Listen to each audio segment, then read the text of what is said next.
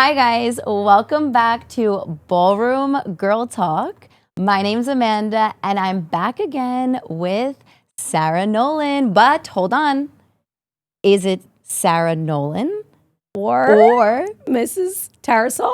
Is it? Or Tarasova. I haven't decided. You haven't decided? And it's like a big thing to change it. So we're just, Okay. Yeah. So, Yes. catching up Okay. from our last podcast. Okay. You got married. I got married. So, how is it being a wife? Dude, it's like we've been together for 11 years, whatever the year count is. So it's just normal. It's normal. But the wedding was amazing. Like we had so much fun. I don't have my voice from the wedding and I still don't. Like it's just by talking all the time with people and being busy and stuff. So it was amazing. It was so good. That's amazing. But now I have questions about other people who have gotten married. Okay. Because when you see people and they get married and you're like, okay, cool. And then you experience it and you're like, holy cow, that's crazy. Yeah. So I'll also pick your brains about the wedding, your wedding too. Yeah. Yeah. For sure. Yeah. Because I mean, we've been married for this year's coming up on 10 years. That's crazy. It's crazy. 10 years.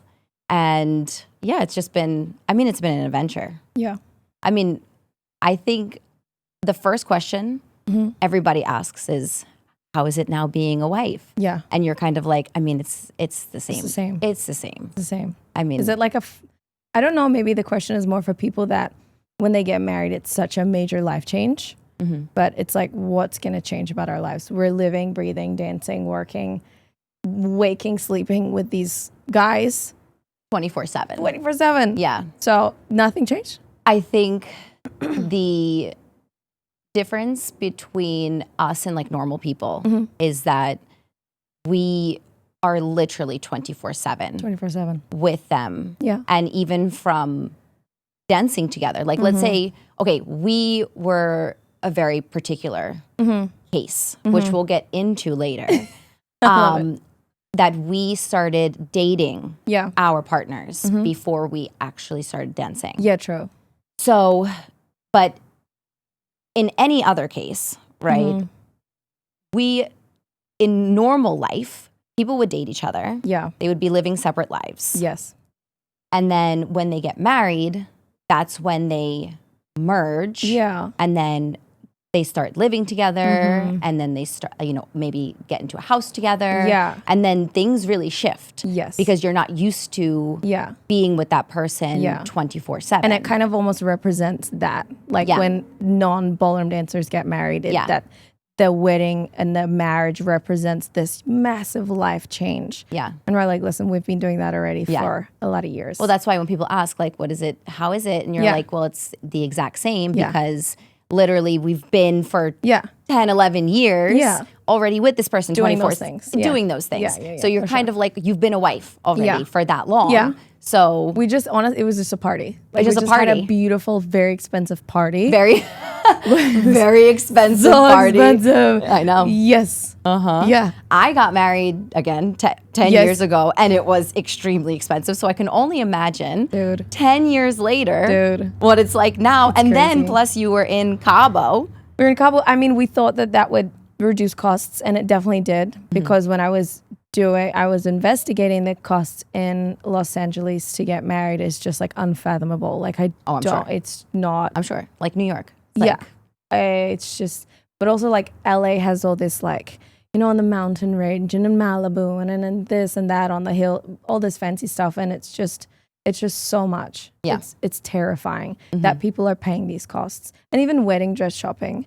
Like I went to Gale Le Havre or whatever. Beautiful, beautiful, beautiful. But they were like $15,000. And I'm like, how is this normal? Yeah. Because we get our dresses. I mean, granted, like our dresses are very expensive too. But when you can get one of our dresses full of stones for like, you could get one for $2,000. You could get one 1,500 if you're, going in the right places. Beautifully made. Yeah. I'm like, this is crazy. Yeah. That's terrifying. Yeah. I remember I went to, what's that place called? the The say famous yes, one? yes, Yes. say yes to the dress. Yeah, I don't. That's where I got my dress from. Of course. What is it called? I feel like that's so you. that is so me. Yeah. Oh my God. My mom was like, the first thing, she's like, we're going there. That's so I'm like, cute. of course. Yeah. What is it called? I don't know. Why am I blanking now? No, we're gonna blank, and then later After we'll yell it out. this, I'm going to be like, oh my God, that's what Yeah. it's called. No, I don't remember. But whatever. Say yes to the place. Yes. Say yes to the yes dress. place. Yeah. Place. And I remember all of the dresses that were out Uh-huh. were like 15, 20,000. And my mom was like, okay, well, this is our budget. Yeah. And they were putting me in dresses, and I was like, oh, Yeah. I didn't really like anything. Yeah. They finally put me in a dress, and I'm like, in love. Yeah. You know, I fell in love with it. Oh no. Oh no. I come out, I show my mom, everybody's in love with it. And my mom's like, how much is it? And it was, I want to say it was about 8,000. Mm-hmm. And my mom was like, that's at the time Yeah. 2,000 or whatever. It was 2,000 or 3,000 Yeah. over our budget. Yeah. And my mom was like, Yeah. why would you even put her in a dress Yeah. like that? Yeah. If you Like, why are knew. you- I mean, they're salesmen. Yes. Like, So then they That's terrible. found a dress which was like, I think 1,000 over my budget, which was similar to the dress that I liked. mhm.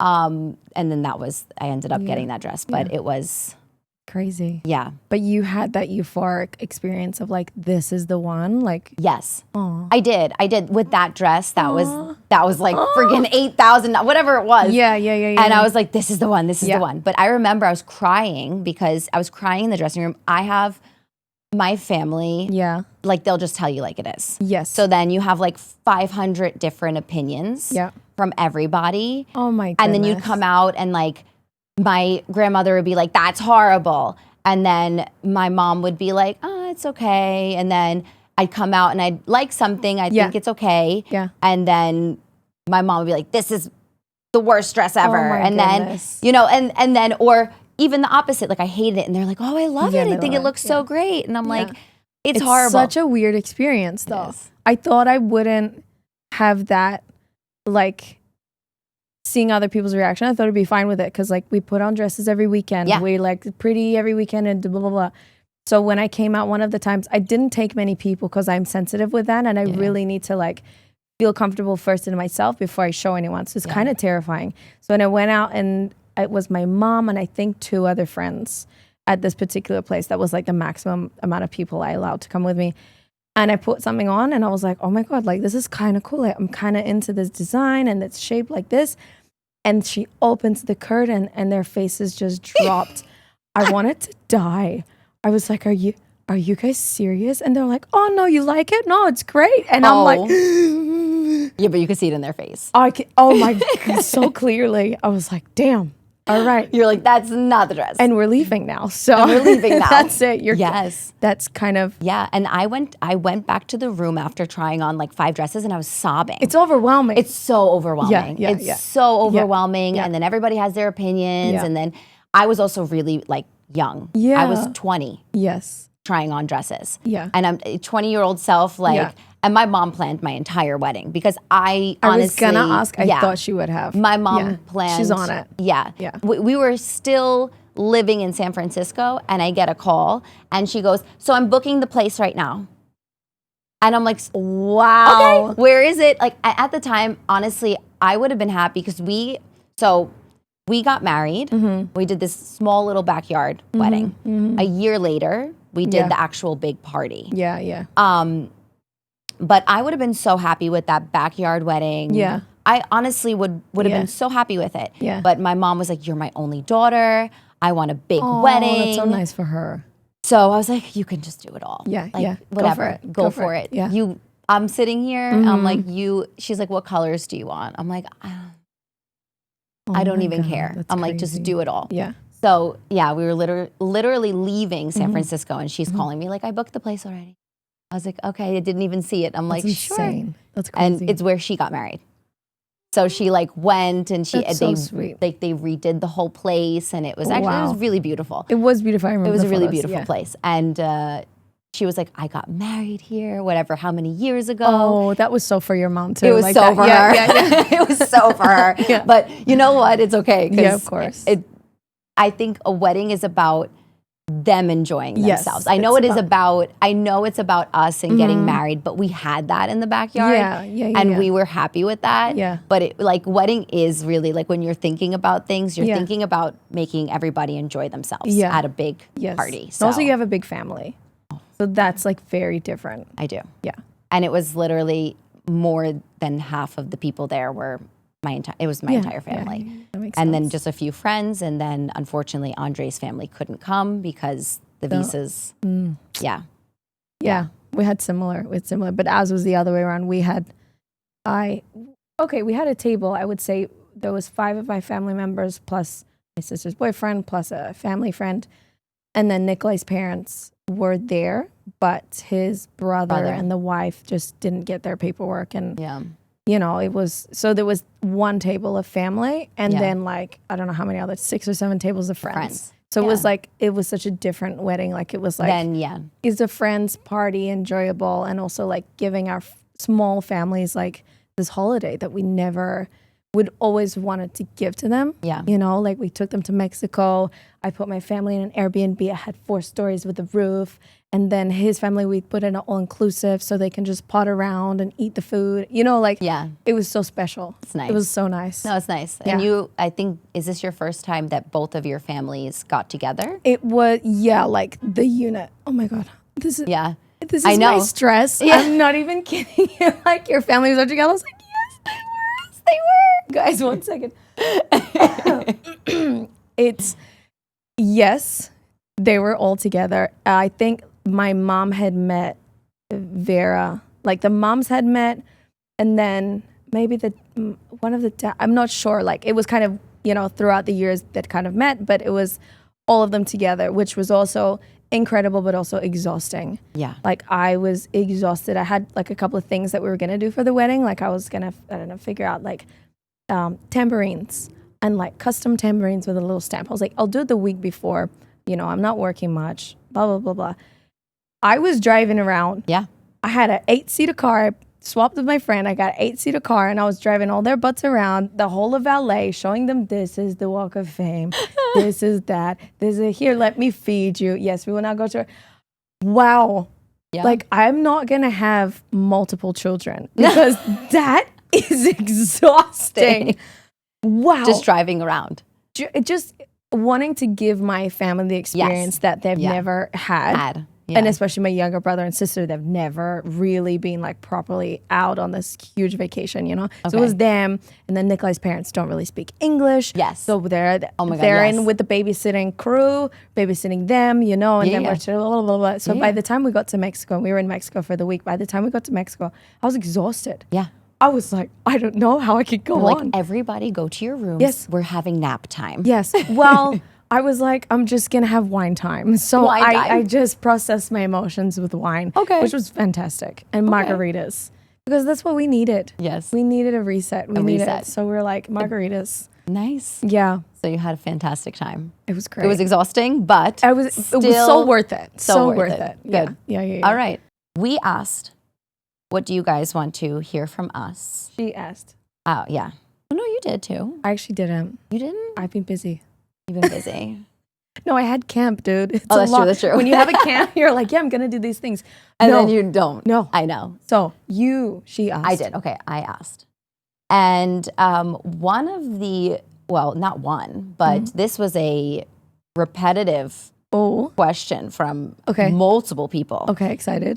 Just about, in general, dating your dance partner or just dancing with your husband. Okay.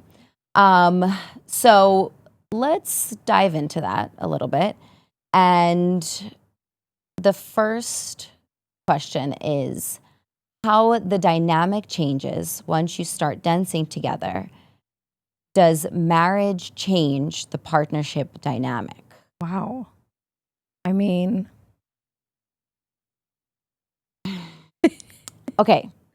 So I think in particular, like we said before, yes, we are very already very connected already. Yes. Right. And we're different than most couples because we dated our partners before we actually danced together. Yeah. So we had this already, let's say, respect and love for each other that started before we even got into the dancing. Yeah. So I'm not sure if people's dynamics, if let's say they started dancing together and then eventually down the line they started dating. I don't know if that dynamic would be different. Yeah. But what I can say is that I think we have, because we started dating first, we definitely have a lot of respect for each other. And we know our boundaries. We know our lines where we do not cross with each other. Because you got to go home with that person. you got to go to bed with that person. You got to sleep, next to that person. And you actually really truly love that person. Yeah. So I think there have been difficult times. Of course. I mean, normal. It's very normal.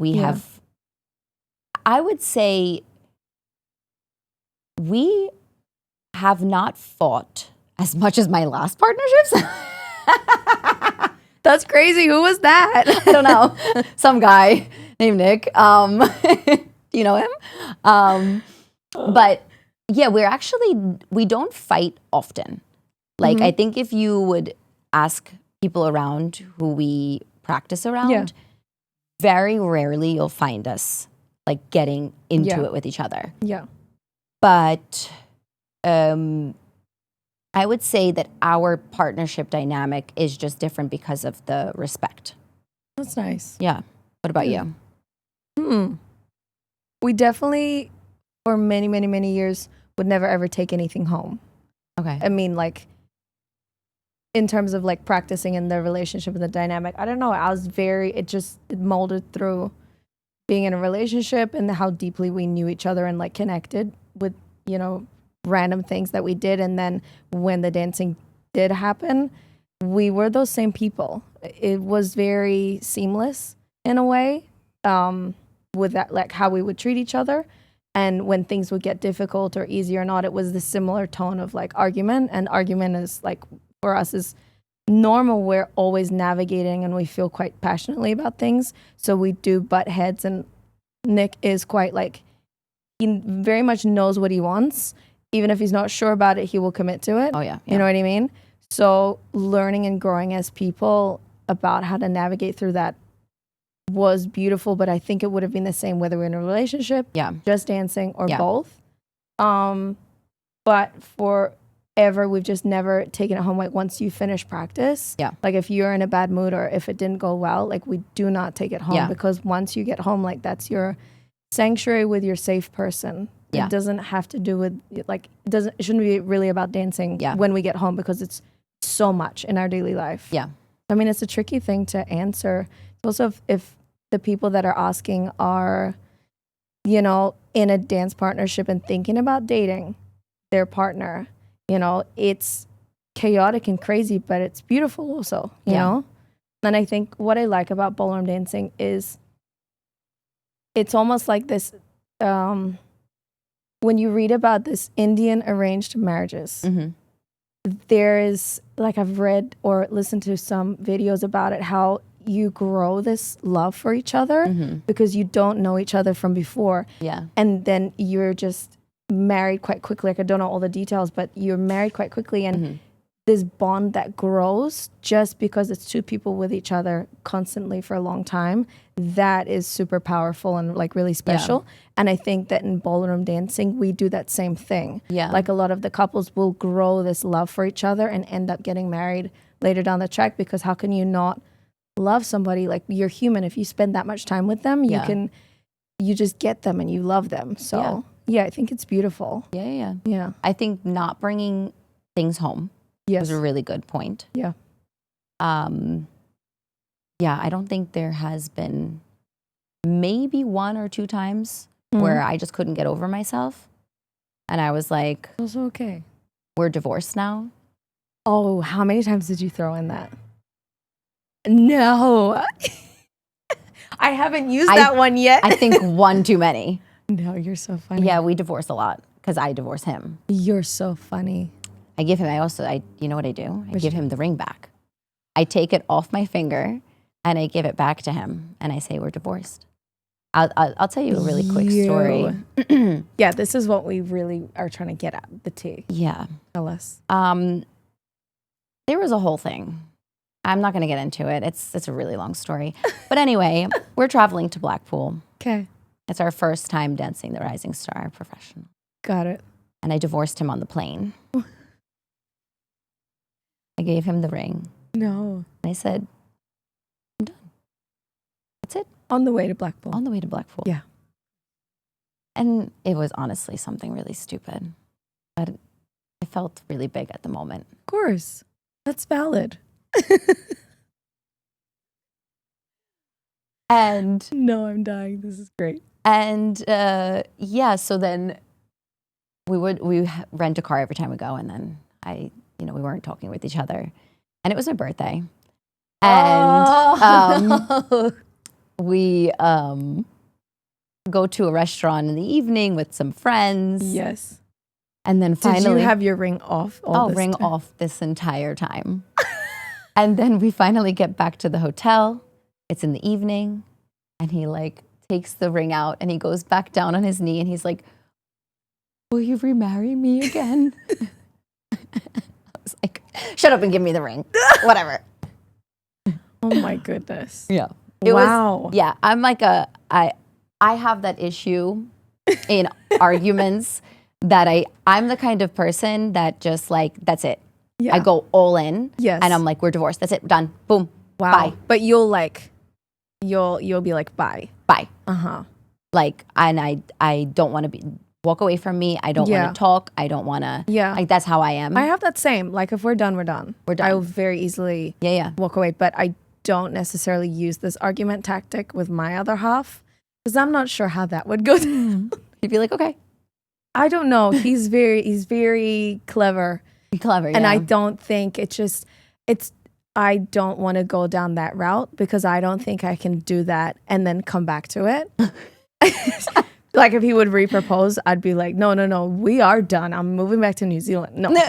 But yeah, I like hearing about that. Yeah.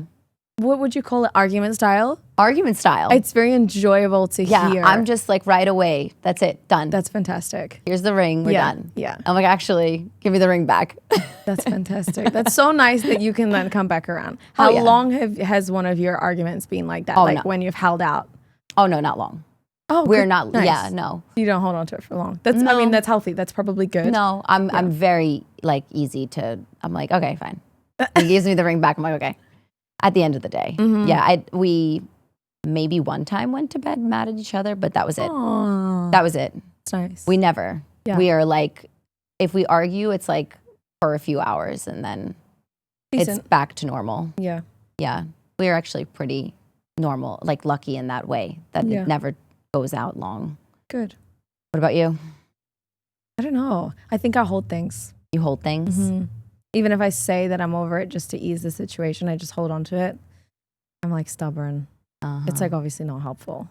Yeah. It's okay. It's okay. It's okay. Valid. Yeah. Thank you. This is Valid. so great. So this is welcome to our therapy session. Yes. You're just here watching us. You're just here watching us. Yeah. So funny. Let's see if there's anything else. I'm excited to give the ring back to him on an argument. That's going to really go down a treat. That's going to be so funny. But Amanda said. He's going to be like, the fuck? What? Amanda said? That's so funny. I love it. Got rid of that bitch a long time ago. Now she's popping up again. She's popping up again. She's popping up again. Okay. Okay, so one of them was, is it easier or harder once you're married? I think you can't really answer to that. No, yeah. I don't think it's easier or harder. I don't think it's anything. It is.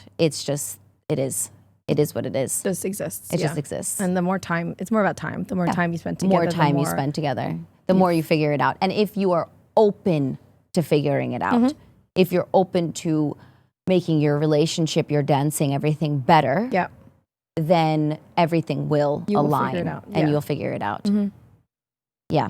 I think that's the main part. If you're open to making things better. Yeah, making things work. So the next thing, the next question we got was balancing career goals versus life after dance. Oh, we got to get into it. I know. We have to talk about it because, I mean, we're not getting any younger. Like, how weird is that? What do you mean? We are young, and then we're not. We're not. We're towards the ending of our career. I would say. I can't believe that. I would say so. I get it, and I actually like it. Yeah, I like it. I do. I love it. Right? It's really nice. I agree. The beginning, I feel like you're just running around like a headless chicken. It's pretty horrendous. You're like, what do we do? What's the right thing? Difficult. Like, do we? And then decisions. So it's just like, and then you feel like you make wrong, like, and then you're nervous to make a decision because you're like, oh my God, I'm going to make a wrong decision. Yeah. So, okay. I think this time right now, this point in time is actually really nice. Yeah, I agree with you. I kind of feel confident. That's nice. In making decisions. Good. Yeah. Look at us. Confident queen over here. Too. Also, the financials help. Yes. It takes you a long time in your career to be financially stable. Yeah, and just to feel a bit of safety. Yeah. You know, like obviously like you can always have more, but if you look back on the earlier part of the career, most of the anxiety and stress, at least for me, would come from like, I don't know how I can even afford this at all. I don't know. You know, now I'm like, okay, I think I can do that, and I might be able to then go there, and then if I do this, I'll be able to do that. Yeah. And you have this like, Yeah. So in that way, the second half of the career is wonderful. Yeah, definitely. And so you would say that, do you feel that you've sacrificed a lot to be in the position where you are right now? If you say, yeah, I sacrificed a regular childhood and a regular high school and a regular university, then yeah. But I don't think that that's a sacrifice. Okay. Like, I think it's amazing what I'm doing, where my career is, where I am in the world. But like, so it's all, for me, it all balanced out. You don't feel like you make sacrifices even now? I don't know. I don't really think like that. Like, if there's something I want to do, I'll do it. Okay. Yeah. But has there ever been a time that you really wanted to do something, but you're like, that doesn't align with dancing or with my main overall goal, that I shouldn't do that or shouldn't go in that direction? I don't think so. I don't know. I think everything for my path, like I wanted to be a ballroom dancer who lived overseas since I was like, I don't know, 10. Okay. And I would write it in my little diaries, and I would like write out if I worked at a cafe and earned minimum wage and my rent was I was doing all the math calculations like when I was a little teenager, I didn't even like understand. But I was like, I can't stay here. This is not where I will grow. And wherever I do go, it's my career will kind of align somewhat. Like I might maybe do more of this or more of that, but this is my path. There's lots of like things I would want to do that I know I can probably do a bit later. Like I want to study fashion. Okay. So there's a fashion course that I'm looking into, but I can't do it right now. Yeah. That's not really a sacrifice. It's like, I'll do it later. Just do it later. Yeah. I think the hardest sacrifice is the family thing. Okay. For me, because I was not with them since I was about 15 or like even 12. Even 12, I was never there. Never there for Christmas. Never there for this. Never there for that. Like I missed everything. Left home, said bye, peace out, I have to go. Yeah. And that was like, that hurts. Yeah. But I know that I had to give up that to get to where I am. Like it's very yin and yang. It will absolutely balance out. Yeah. You know? But you also did it at such a young age that maybe if you didn't really know any better, so maybe if you were already kind of in this whole family dynamic as you were older and then had it all taken away from you because you had to go to America, maybe you would feel even more of an attachment to it maybe, or no, a I don't bigger know, sacrifice? Dude, I was devastated. You were the family devastated. stuff is like such a big thing for me. Mm-hmm. And it wasn't until in the last 2 years or so that I felt like I was able to give back enough that I felt better about my sacrifice. Okay. You know? So it was like devastating. I would be hysterically crying because I just missed my family. The amount of funerals that I missed for my family because I couldn't make it back. Like this, you know, like an uncle here, an aunt here had huge families. That was devastating. And I had to do a lot of like therapy just to understand like I can't go back. I can't afford to. If I would, you know, I would put my career, myself in such a like difficult position. It just wasn't feasible. And then I had to do like therapy to just be okay with that. Okay. So yeah, probably I have huge in my mind. It was huge sacrifices. Yeah. But if you then relate that to like, did I sacrifice? I don't know, like eating bread. Like, no, I just didn't do it. Like, it's okay. It's not a sacrifice. Yeah. Yeah. Yeah. Well, that's like, I think there are maybe little sacrifices, like things that are not so like major. And then there are major sacrifices. And I can see that. Like I obviously don't fully understand the family thing because of the fact that I'm with my family. I moving out at 18 and then moving across to California was like the most for me. And that was just an exciting time. Because you're young and you're like, wow, cool. Because all the kids go to college at that time and they always go away from there. It's kind of the same thing. And you don't really think about that. And then anyway, it was only 2 years and then I moved back home. So I'm around my family. So I have that. That's awesome. I have that luxury or that, you know. So I don't know. I don't know if there's anything that I would say that I needed to sacrifice. I mean, for me, that's big, like food. Food is like, because I do have like my sweet tooth and everything. And I could see now, like, having to be regimented. Like, everything is weighed out. Everything is like, to be a little bit like a robot in a way. So because I'm more of a, I would say, an artistic mindset. Very good. I'll call it that. That I want to wake up whenever I want to wake up, and I want to, you know, I want to dream. I want to just on your timeline. On my timeline, I'm more of a, you know, a go with the flow kind of a person. Oh, dude, but sacrificing that is annoying, right? Yeah. It's very hard. It's extremely hard, and I think when the result doesn't line up with what you feel like you're sacrificing, that's when it hurts the most. Yeah, that sucks. Yeah. And for me, that's the only thing I would say is that I'm not very regimented and that I've learned to be because I'm like, I have to be. Because you have to be fit. You have to look your best. You have to be on the top of your game. You have to be healthy. You have to be healthy. Eating the right things. And because if you're not on the top of your game, then what are you doing? The person behind you is creeping right up. It's hard, dude. It's hard. You know, so you have to always be a little bit, what I call it is like a robot. That's what I say to Andre. Like I feel sometimes like I have no feelings. I feel that I have no feelings. That I cannot feel. Jeez, that I must do. Oh. And that's it. Do you take any little breaks? No. Well, now we have. Okay, good. We started because did we go into this? That I went into a big depression? Yes, we touched on it. I think we touched on it only privately, maybe? Privately. After the last podcast, we had a whole discussion. We went out for drinks, eating. We did it all. Had a blast. Even did a whole wedding planning meeting while we were all together. It was a whole thing. So I think we discussed that privately, that I went into like a really deep depression.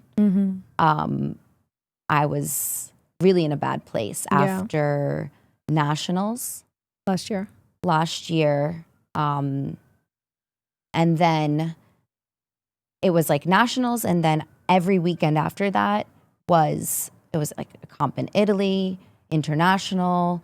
It was just going like boom, boom, boom, boom. Yeah. No, nonstop. Yeah. And I remember working up to nationals because I was like, this is our year. Like that was like in my head, this is our year. I have to be in my best shape. Yeah. I have to be the skinny queen Yeah. walking onto that floor. Yeah. I have to be like a machine. I have Yes. to be like this because, you know, we never made the final. So this Yeah. is our year for Yeah. it. Yeah. And I have to be at like my You put that like milestone there. yeah. Mhm. And then once I hit that milestone, it was like You crashed. crashed, like crashed out. Like, and then Because you hit it. You got the thing that you wanted. I got the thing I wanted without the feelings, without the anything. I did anything to get there. Yeah. Everything and anything. Yeah. And then I got there and I was like, and then full out depression. This is what they don't talk about. Like, okay, let's say you're watching Instagram videos of whoever doing their cha-cha or whatever, doing their waltz, or these incredible dancers that we look up to from the past or from even like current.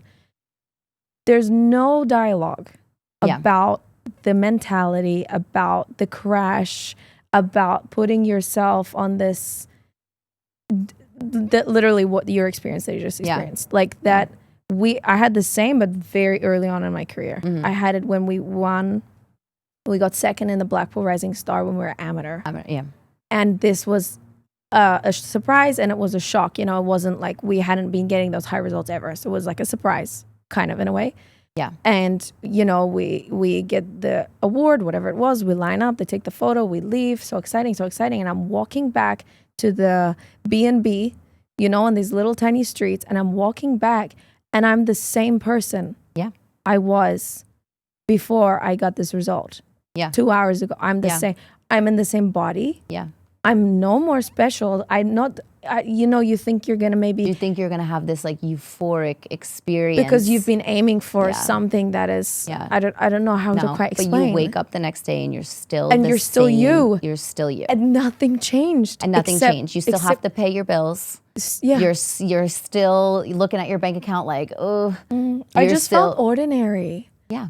And I had to take a minute to, like, it took me years to kind of understand, like, oh, but like that ordinary me, like that is me. That is special. That is nice. Yeah. But like learning that lesson, I don't know if a lot of people, you know, a lot of people don't aim for this very specific goals, you know, like only very few people really get to the top. And I think talking about like, if you aim for something and if you, you know, run yourself down. Yes. Like you did. Yeah. The emotional crash that happens after. It's I'm getting goosebumps. Yeah. It's crazy.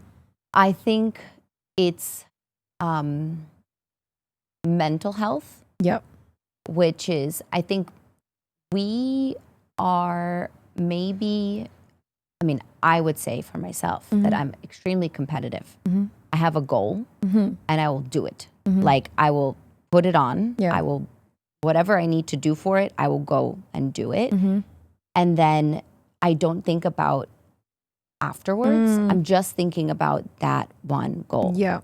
And then your mental health, actually, it gets worse because when you're not also enjoying the process and understanding that you need rest is as important as the training part. I agree, That then when you finally reach that goal, or maybe you don't even get to that goal. Also this. Your mental health is shot. Yeah. Is just shot. And I remember after nationals, I reached that goal. And I didn't want to go. I loved the gym. Yeah. I didn't even want to go to the gym. Yeah. I was crying almost every day. And I'm not like a crier. Yeah. Like I'm not. No, you're not a crier. I'm not a crier. I was crying I'd get into the car and I'd be crying.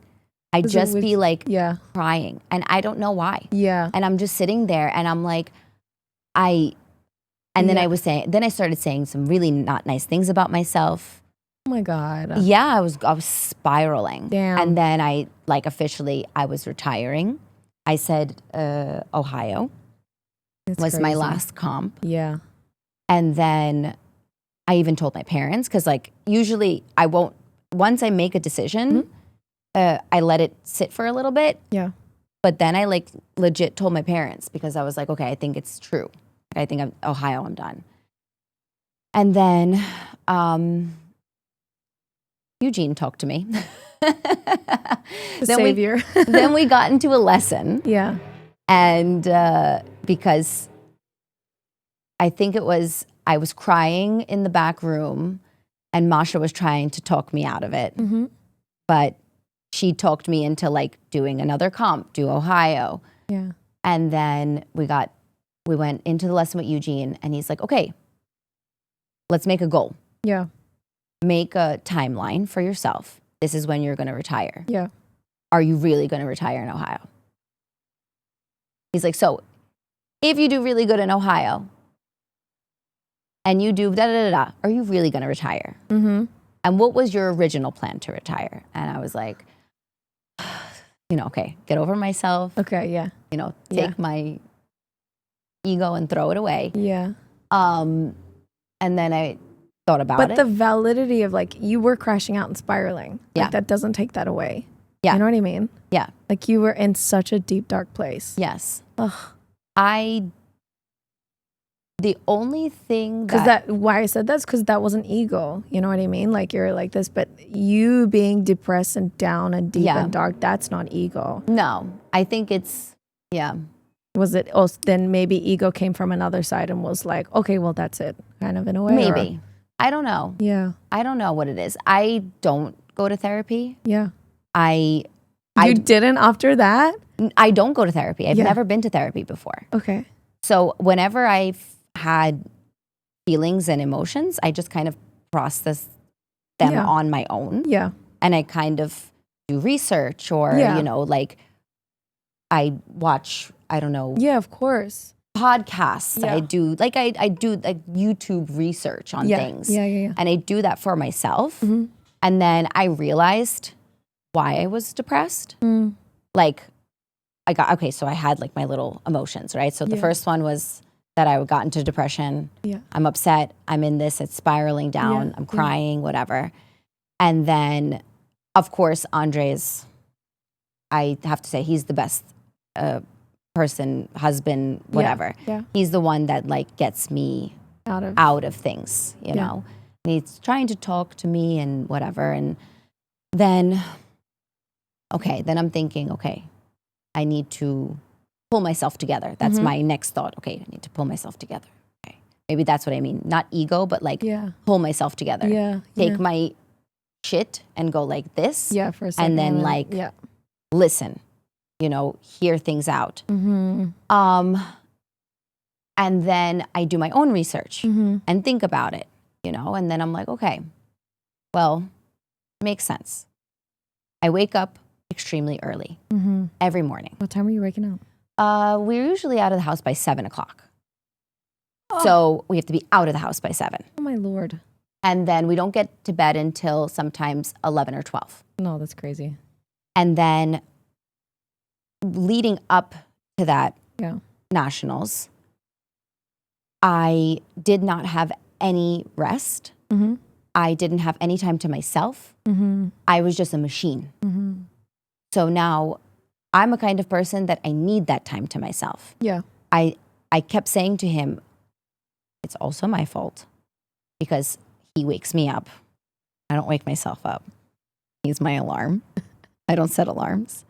But I said to him, like, you're waking me up 10 minutes before we have to leave and I'm rushing. I'm throwing on, like, I don't even get myself ready. I just throw something on and I run out and then we go and practice and then we go to the gym and then we go to work and then we come home and then I'm scrolling because, I haven't even... That's you taking time for yourself. Yeah, that's me taking time for myself. But actually, it's the worst thing. It's not helpful. It's not helpful because I'm sitting there until like 1:00 in the morning doing this. Yeah.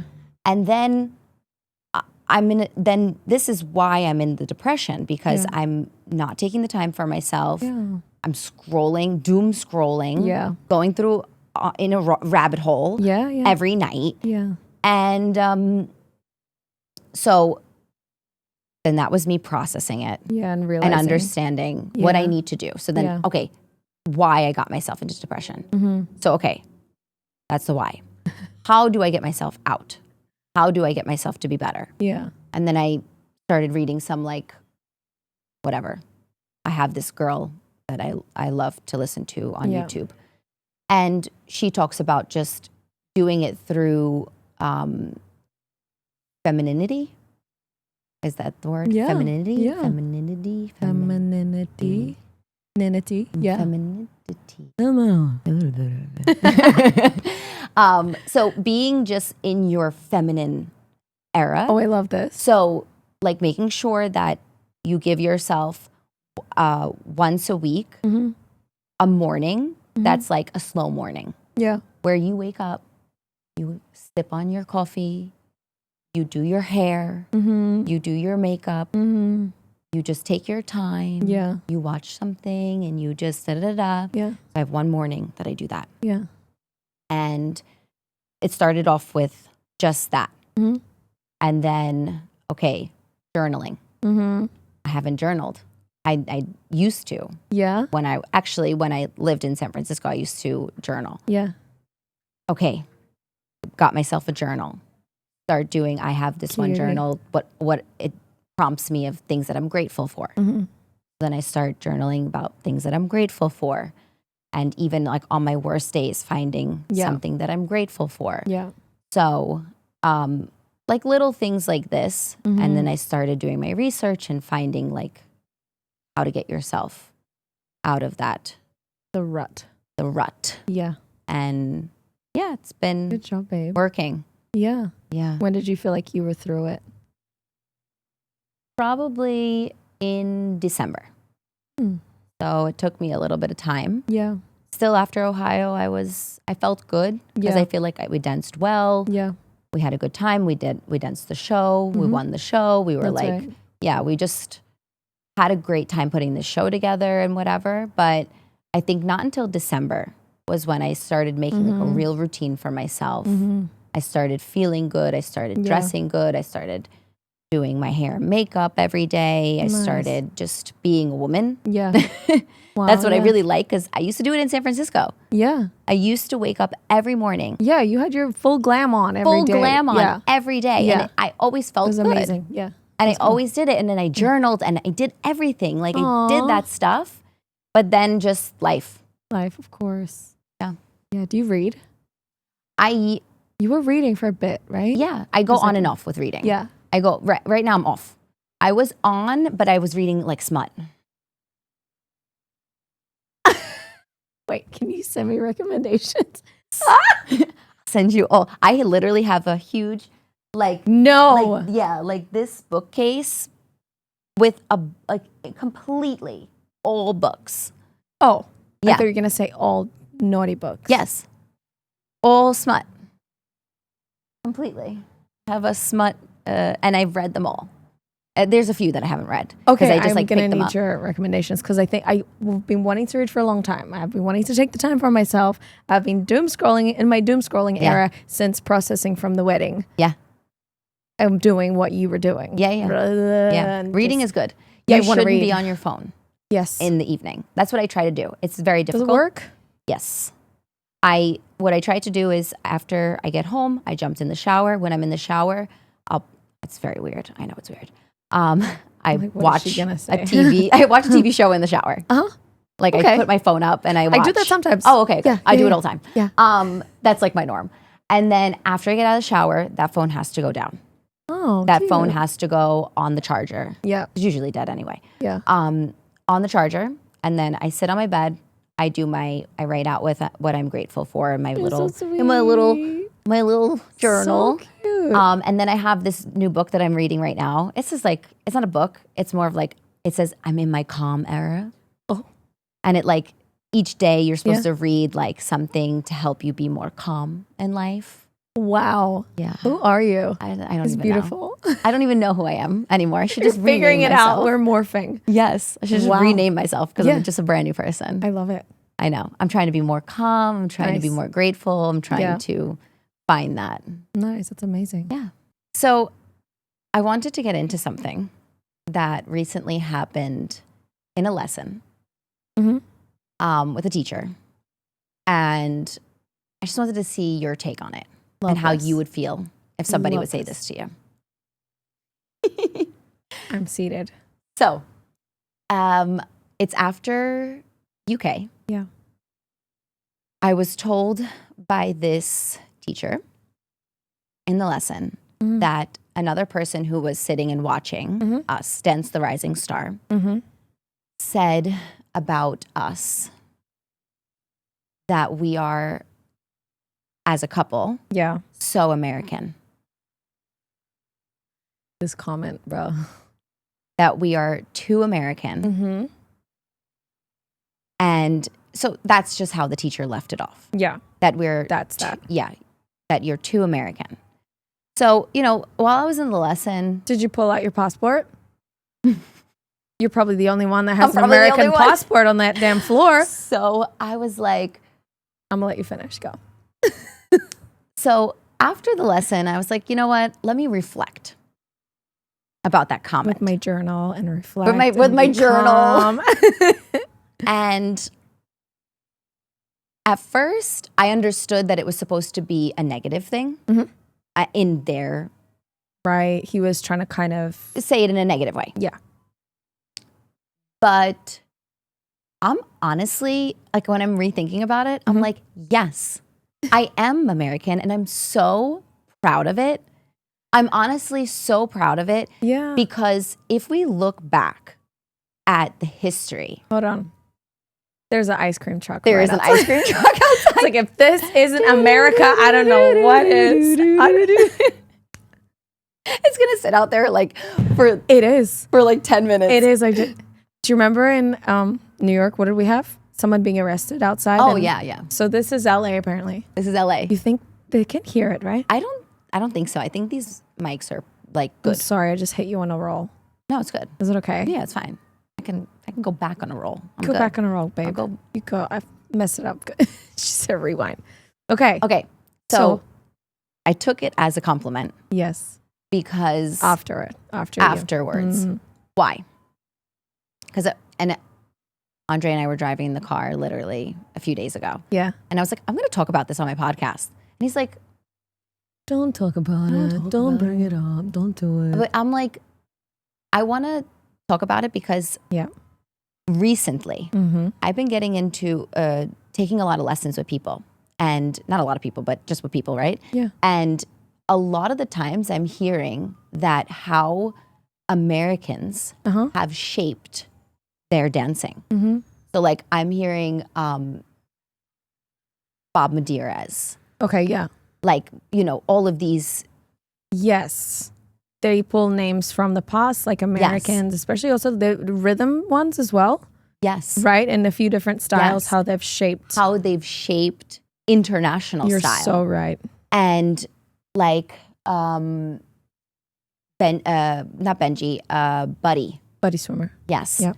How he shaped certain people, right? Absolutely. And how people have come specifically to America from other countries to come and learn from these people who are, let's say, yes, they were rhythm dancers, but they have shaped what international looks like, because they were actually, you know, at the time moving their asses. Moving their bodies. They weren't... in a way that a lot of maybe non-Americans wanted to come in and like see how they were moving. Yes. Oh my God, there's a long list of names actually, and I'm not... Hold on. You got it?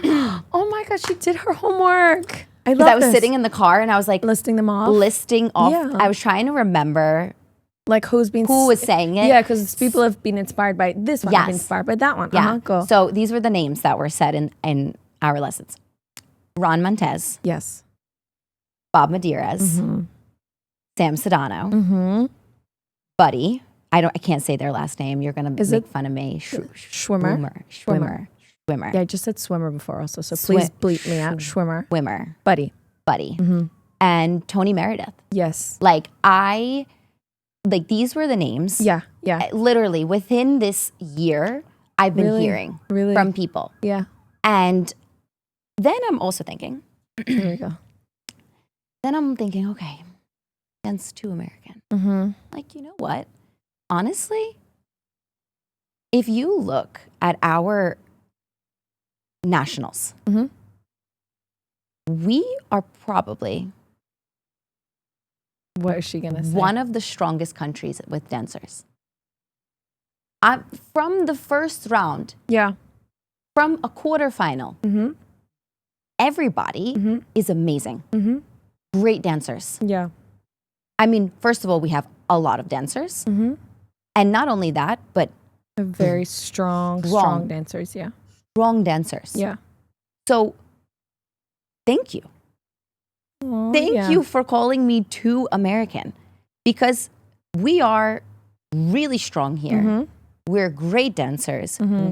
America has influenced other Throughout countries history, for throughout years. history. Yeah. As I hear in most of my lessons. Yeah, a lot of people. A lot of people have been telling me that, I used to come to America all the time to hang out and learn from Ron Montez and da-da-da. I'm like, that's freaking cool. Or like, have you seen this video when they danced this? These were the times. These were the times when they were dancing. Yes. Yeah.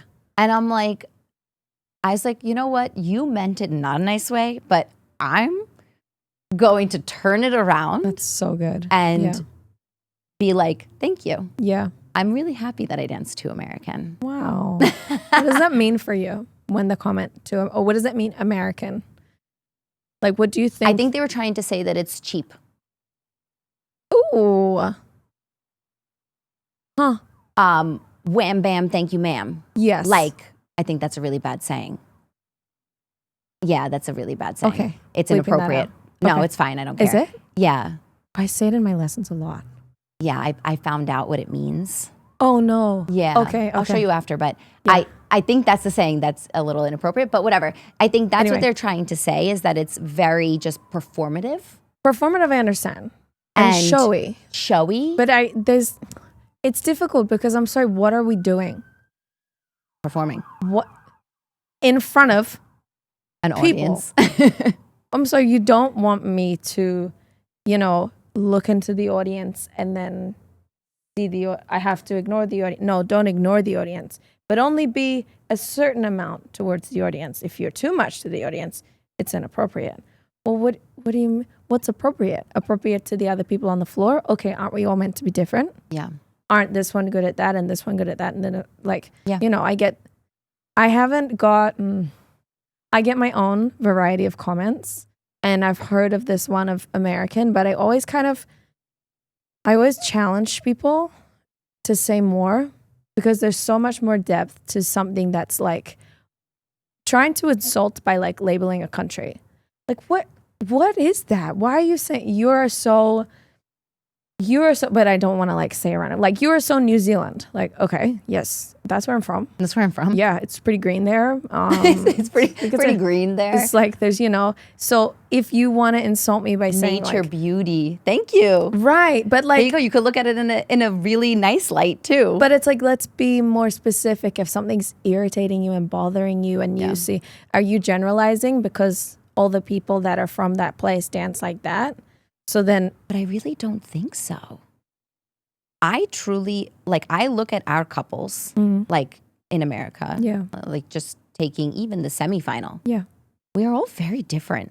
Very different. Very different. There's a lot of quiet people too. Yes. They're very internal. Very internal. Yeah. There's a lot of internal dancing. Yeah. And then there's a lot of showing. And then there's But do you think that they're like associating You're So American with like show business and like being fake? It's a funny thing. And when they're like, you're fake. I've not heard like teachers say it, but I've heard some ex-friends be like, oh, you're fake because of where you're from, like where you live, in America. And I'm like, honestly, I don't think it's fake if you're here and you get to know these people and we talk like, hey, how are you? And I don't actually care how are you. But what I'm asking is like, hey, how are you? I'm acknowledging you. I'm hoping you're good. And you're nice to me back. I think Eugene talks about this. You're nice enough to me back that you're not, I'm depressed and my cat died and everything. So you're like, I'm great. How are you? Yeah. I'm also great. Like, it's so nice. Yeah. It's so nice. Yeah. And we're the volume is slightly louder. Yeah. But I don't know if you've been on tour in other countries. There's louder tourists than Americans. Let me tell you that.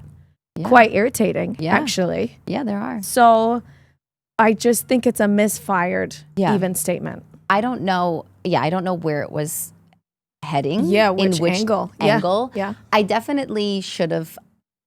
You see, Probably better you didn't. yeah. You handled it fantastically. I was just like, yeah. No. okay. Yeah. I just went like, okay. Yeah. And then I reflect later Yes. about what they say. What it means to you. And maybe what it means to me. Right. And I was like, you know what? Nice.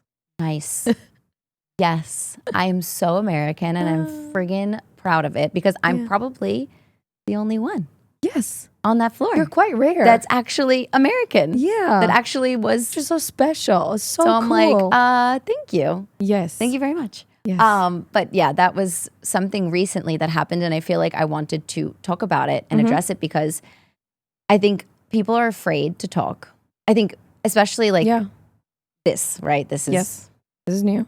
This is new. This is like especially for our there. industry. Our industry. Everybody's afraid to like say stuff because they don't want to offend or they don't want somebody to be mad at them or whatever it is. But I have a whole thing on this. I was from a country where I'm very open.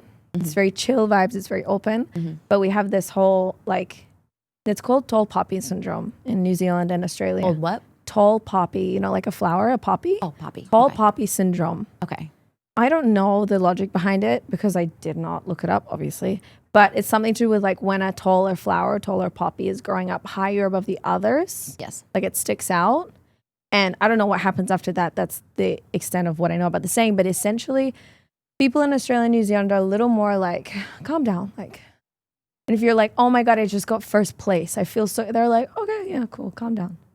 Like it's a bit more like this. They chill you out. Chill you out. But in a way, people are also extremely polite and extremely chatty and talkable. And like my theory of this, don't talk about issues and don't talk about things in our dance industry. Don't say it out loud. Don't let your competitors know. Don't let this teacher know, that teacher know this. And this teacher doesn't know that. Like that's all this whole other world. Like I don't play those games. And possibly because of my upbringing in New Zealand, like there's not really games that are played. It's not that you will strategically think about this person and that, and then you do this. Like we're just like very hearts on your sleeve. You're like, this is how I am, and I'm not trying to show off to you, and you're not trying to show off to me. I'm just chill guy. Yeah, it's kind of that. So when I'm now through this career that we've had, everyone is like, hush, hush, don't talk about it. Don't speak about it. Don't say your goals out loud. Don't talk about your goals. You don't want the evil eye that someone else is going to know and someone's going to ruin all this, blah, blah, blah. And it's like, guys, do you know how much you're all suffering and not learning if you're not talking to each other? You're not talking about these depressions that we go through. We're not talking about how maybe we're struggling financially, or we're not talking about how, you know, this or that, these terrible things that we obviously go through. Yeah. And everyone's hush, hush. Yeah. I had a student, very wonderful girl, very famous. And she said her dreams and her goals out loud. And it's within the ballroom dance industry. And she said it like on some online videos, her goals, right? Okay. And the audience, it was like 50-50 about how it was perceived. And the whole dance industry who knew her and knew that she said it out loud, all were talking to me like, you know, why would your student say that? Why would your student, like she had a goal to be on a certain TV show. Okay. She said it out loud. And she was like, this is my goal. I'm going to get after it. I'm going to train for it. I'm going to do it. Oh, I know who you're talking about. Yeah. Okay. And like not even to make it about that person, but it's actually really rare in our ballroom dancing industry and the greater entertainment ballroom industry that you say things out loud, because all of them came to me and they're like, why would she even say that out loud? You shouldn't say things out loud like that. You know, it's like, you know, don't talk about what you're going for. Don't let the people... I'm like, guys, I don't get it. That was the bravest, most awesome thing that I've seen somebody do. That she had this crazy goal that all of you want. Yeah. You all want that thing that she's going after. And you're trying to like shush her. Yeah. Like, guys, just let people kind of, you have to communicate. You have to talk about it. That's my rant. That's your rant. We were actually recently talking about this. With another couple that I think it's I don't know if it's a cultural thing, Yeah. but everybody is very hush-hush Yeah. about everything. Yeah. You know, it's like, who's judging Blackpool? And then, you know, everybody's running around and like, well, Yeah. Yeah. and da-da-da-da, and da-da-da-da. I'm like, first of all, yes, everybody wants to know Right. who's judging, who's doing that. Like, we all want to know Yeah. that stuff. Yeah, I yeah. mean, let's It's valuable be, information. yeah, let's of be course. realistic. Yeah. If you're going to go there and be like, I don't even I don't even care about anything at all. Yeah, it's like, and so why are da-da-da. you there? It's like, yeah, okay. Yeah, I get it. Get over yourself. Yeah. No, but I think it's for some reason very hush-hush and like who you're taking lessons with and where you're, you know, what are you doing and where are you going and da-da-da-da. I'm like, you know, people come up to me and ask me and I just tell them straight to their face. I look at them in the eyes and I'm like, that's what I do. Yeah. And they're always in shock. Yes. They're like, Yeah. what? Yeah. They're like, that was that easy to get out of you? I'm like, you don't need to get anything out of me. Yeah. I'm the kind of person, like, I'll just tell you like it is. I agree. Because I don't have, see, I believe when people have something to hide, it's because they have bad intentions behind of what they're doing. So I don't have bad intentions. Yeah. If I go and take lessons with Whoever. A, B, C, D, I have my reasons to take lessons with A, B, C, D. Andre and I only recently have started going to England and taking the lessons. Before we would go for like camps and do Colin's camp. And while we were there, we would just take with Colin and just Lena and that was it. And now we have ventured out and we start taking more lessons. But, you know, at first it was couples were like, oh, you're going there for the politics and da-da-da-da-da and this and this and that. Quite judged. Oh, yeah. They're like, oh, so now, oh, you're working your politics now? Yeah. And I'm like, It's like, yeah, well, what are you doing? to be honest with you, whoever I'm going to, and especially if I'm constantly going back to them, I'm actually really getting something out of it. And I really enjoy the lesson. Yeah. And to be honest with you, I don't have endless money. Yeah. So if I am going back and taking lessons with certain people, it's because I value it. Yeah. And I find value within that lesson. I'm not just great. I going love there that. for, you know, Yeah. and then hoping that they'll give me Mark. a mark. Yeah. Because to be honest with you, they're not. No. Because there's another 20 couples with way more money, with way more money. just paying for those marks. Exactly. So I mean, my 2 lessons is not gonna make or break it. No, and I also don't. I think that you and I are under this, within this team, right? We're within this team that I value greatly the mentality of our like main coaches and main team. That it's like, go where you get value.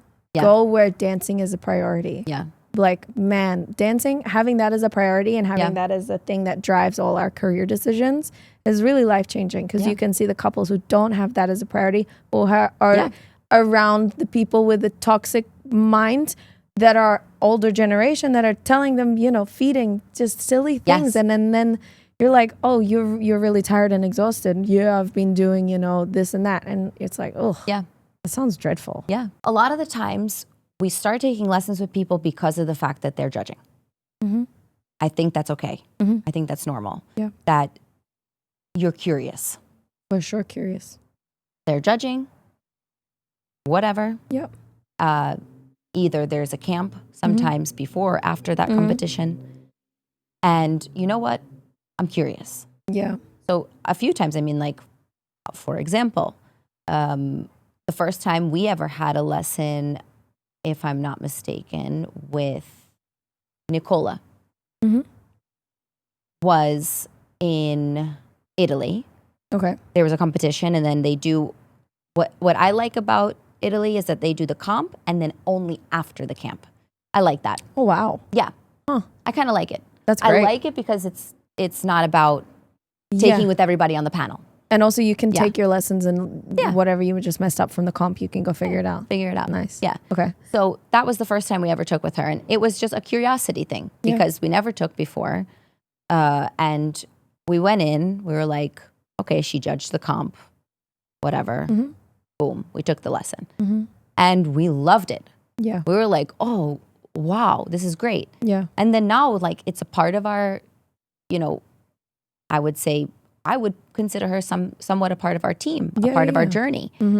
Because every time we go to England, we always go to her because we love the lessons and whatever it is. So it started off with going to a comp and taking with somebody who's judging, but ended up like, oh, this is great. Yeah. So yeah, it does start that way. It can, yeah. It can start that way, but it doesn't necessarily mean that it's only about getting the mark or the result out of it. Yeah. Because there's plenty of people who I take lessons with who I look at their marks and I'm,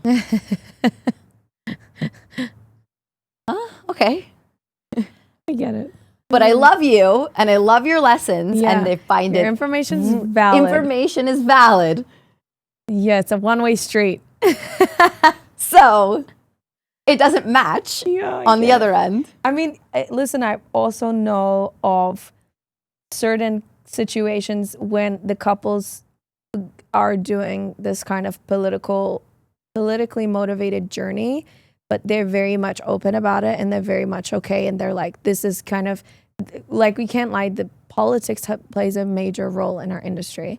And I know of people who take that route, but in a very relaxed, open way. Like, yeah, I'm trying to do this and I'm trying to do this and I want to be connected. Because I'm sorry, if you move to LA and you want to be in the entertainment industry, it's only about being connecting and building relationships. That's essentially what they're doing. So you can't fault it if it's done in a way of like, that's what they're doing. That's what they're doing. I'm trying to build connections and build these relationships with these people. Yeah. And that's awesome. For some also it can work fine, and for others, like I just struggle if I'm not getting dancing information or I'm not getting something that's empowering me or making me better in some kind of way. I struggle to connect with somebody. And if I can't connect with somebody, there's not really a reason to continue. Yeah. I think that's the best way to go about it. Yeah. Is you can have curiosity, you try it, you do it. I always think that you should try at least twice. Right. Because sometimes the first lesson is...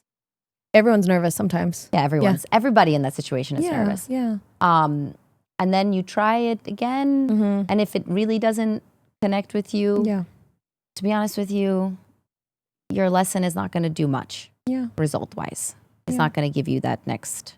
recall. But if you're at a certain level and you go to someone and then you never go back, that might be damaging too. If we're going to be fully open about what goes on, like imagine someone comes to you and then never comes back. You're going to be like, ugh, damn, was I? Yeah, it depends. It depends on the person's ego. Yeah, it really does. It depends on the person's ego, and it's a bit scary also because you don't want to put yourself in a situation like that. You're like, what if something doesn't gel? Yeah. I can't really continue. But if I make that person upset, then that's going to be dreadful. It's going to be even worse. So I might as well not try. So there's some avenues, I think people don't go because of the fact. Out of fear of, I wouldn't want to upset you. Creating that tension. Yeah. Yeah, it is delicate. It is definitely very delicate. Everything. And it's hard as a dancer to understand that. I think that's why it gets easier as we're older. Yeah. Because then we can navigate things better. When we're younger, we're kind of like... It's a bit overwhelming. What do we do? Who do we go to? Where, like, blah, blah, blah, blah, and then you stop going somewhere because you realized, now is not the time anymore for this. But then you're like... You kind of create a bad relationship with that person, and then... It's difficult to navigate that stuff. It's difficult to navigate that stuff. So I think it takes time. And I think, maybe this is, not a lot of people will agree, but... I love it, want to hear it. I think when you're younger, the less lessons you take, the better off. You keep it small. Yeah, for sure. You keep your little village of people. Especially for your mentality, like for your mental health. Yes. Yeah. You keep it small. You go to somebody who you really trust. You feel good. That gut feeling that this feels right. Yeah. And you listen and you do what you have to do until you get to a point where you go, you know what? I feel like I need Also this. yes. Yeah. A, B, C, Yeah. D, right? Yeah. We have very different things that we need in our dancing. And now if your main coach doesn't have an ego, they will be happy to include people in your team. Yeah. So, for example, we were maybe Eugene's going to look at this and he's going to be like, shut up, Amanda. I don't think he's going to get all the way through. If No, he Eugene won't. gets to if this Eugene point, gets to this point, hi. He probably won't. Definitely not. No. So I can say whatever I want to say. Yeah, go now. Go. So I would say that Andre specifically, was the person who brought Michael into Cool. this, Into the bubble. because we were, I don't know, preparing for major comp, whatever it is. And Eugene was trying to show Andre space, like this, Yeah. like this Michael thing that he does, you know? Yeah. And Eugene's like, yeah, like me and Michael, like height-wise, everything. Yeah. And through space, like Eugene hates that subject. He said it himself, that he's like, hated doing it when he was dancing. He just taught it at Of camp. course. Yeah. He teaches everything. And it's funny. We'll talk about that. Yeah. Because he literally teaches everything that he hated to do. But he's like, okay, I'm going to bring Michael in just to show you this. Wow. Literally one movement. Yeah. Like stand up and do that with your arms. So we have the lesson and Eugene, like with his smile, comes in after and he's like, did he show it to you? Did you get it? And like Andre tried to do it and he's like, no, it wasn't good enough. Still wasn't good enough. We still have to work on it.